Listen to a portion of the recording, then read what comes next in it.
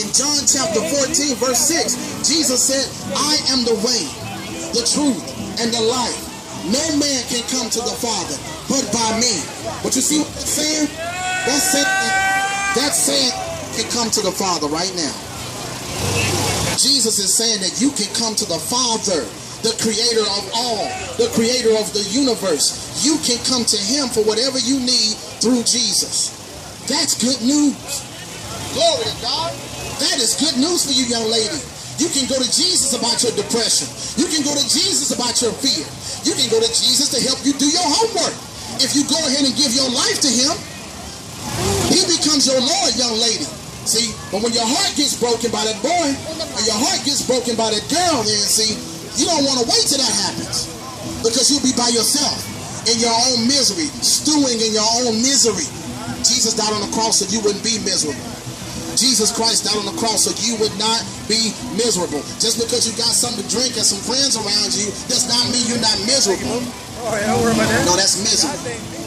You can be miserable in a crowd of people. Jesus Christ is calling you. The Master Jesus is calling you. The one who loved you all the way to the cross is reaching out to you. The one who died on the cross for everything you would need in this life and the next life. Jesus Christ died for that. Will you humble yourself to him? Will you be warned today, young man, that you're not going to get away with sin? Listen, I don't care if the police don't know. I don't care if the government doesn't know. I don't care if your wife or your parents or your husband don't know. God knows.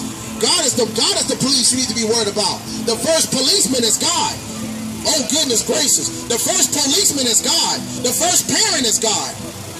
The first preacher, the first evangelist is God. He's going to show you.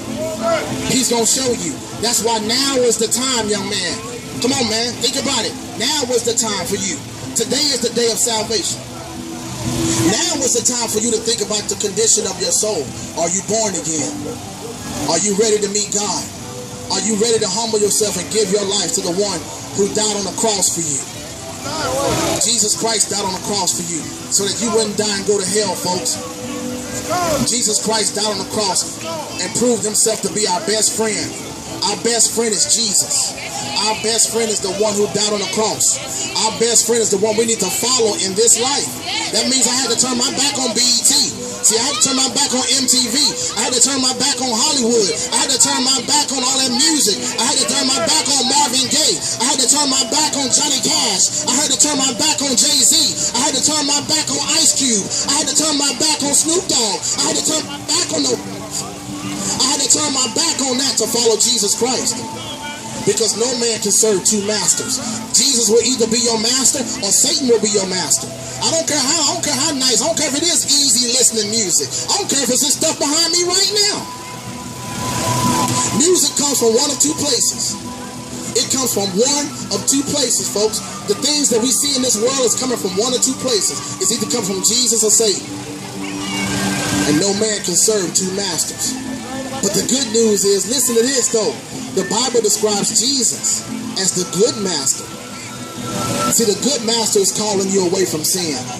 The good master, Jesus, has something to replace what you think you need to hold on to.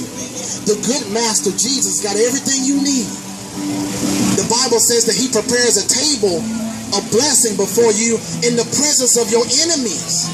See, forget about the government, forget about those people, forget about him or them. The Bible says that when a man's ways please the Lord, that he will make even his enemies at peace with him. You see that? Do you see how when you come to Jesus Christ, nothing can stop you?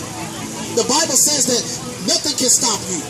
When you give your life to the one who died on the cross, when you humble yourself, but if you don't, if you stay in pride, if you turn your back on your best friend Jesus, the Bible says it like this, that how much sore punishment, how great is the punishment if you wipe your feet on the back of Jesus, if you wipe your feet on what Jesus did for you on the cross. The Bible says there's sorer punishment for you.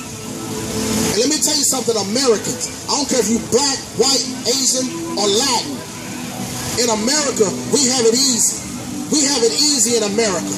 We live in the most blessed country in the world. We're going to be held responsible for all these goodies that we have. We're going to be held responsible for all the good things that God has blessed us with in America.